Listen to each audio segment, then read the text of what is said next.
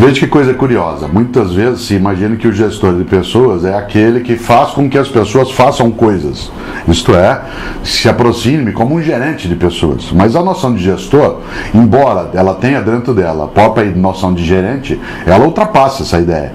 Não é alguém que dirige, que leva adiante. O gestor é aquele que é capaz de consertar, com C, como um concerto, consertar a pluralidade, a diversidade de competências, habilidades, capacidades e fazer com que isso eleve o objetivo, a missão, e a visão que uma organização de qualquer natureza tenha, seja no campo público, seja no campo privado. Por isso, um gestor de pessoas é alguém que exerce uma liderança, sem que ele seja exclusivamente um único líder, mas é alguém, um homem ou uma mulher, que lidera um processo de elevação, como eu dizia, das condições de ação de um grupo de pessoas. Esse gestor tem sim atividades gerenciais, mas não é só isso. Ele tem atividades pedagógicas, mas não é só isso. Ele tem atividades de coaching, mas não é só isso. É um conjunto, de situações, de interfaces que fazem com que a gestão de pessoas ela seja decisiva como um diferencial sério hoje nas boas organizações. No fundo, a grande meta de um gestor de pessoas é o manejo do estoque de conhecimento que existe dentro de uma organização.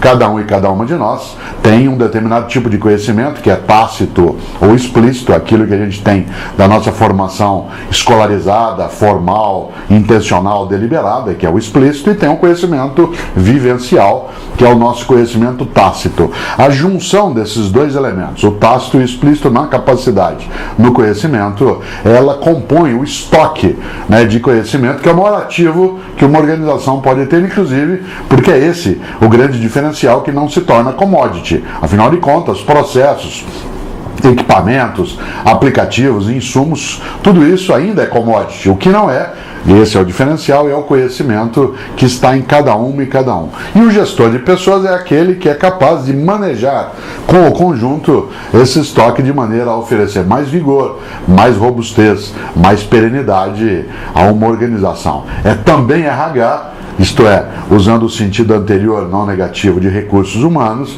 mas sem entender e sem cair na velha armadilha, que já é ultrapassada, mas muita gente ainda pensa de humanos apenas como recursos. Um gestor de pessoas é um gestor de talentos, lida com o desenvolvimento humano, lida com a capacidade de fazer projetos nos quais ele se coloque também como alguém a ser gerido. Um gestor de pessoas sabe que uma das medidas da inteligência de uma organização é a capacidade das inteligências serem parceria umas das outras e elevarem a condição. Por isso, um gestor é alguém que lidera. E para liderar, precisa também, antes de mais nada, saber que isso é o exercício de um poder. E a tarefa do poder é servir, não é se servir. Todo poder que, em vez de servir, é um poder que se serve, esse é um poder que não serve.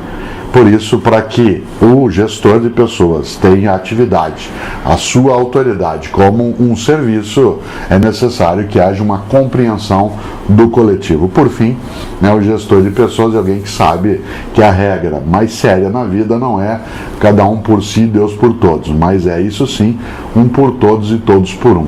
Aí somos pessoas que nos gerimos conjuntamente.